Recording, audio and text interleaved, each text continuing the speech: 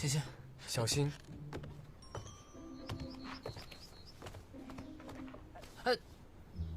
苏子英，你秋寒少君不要误会，小人只是怕风大，三公主感染风寒，如果哪里做了不对，还请少君包涵。你这是做什么？你干嘛让茵茵跪着呀？不是我让她跪的。回三公主，小人触怒了韩少君，韩少君才对小人略施小惩，惊扰三公主了。我什么时候罚你了？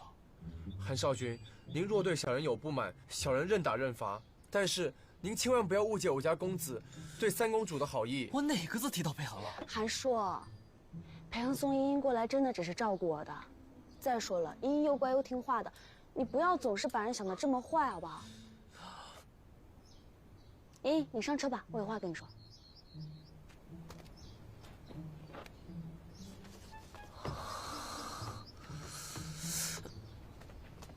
少君，您近日频频捶胸，是不是心悸又犯了？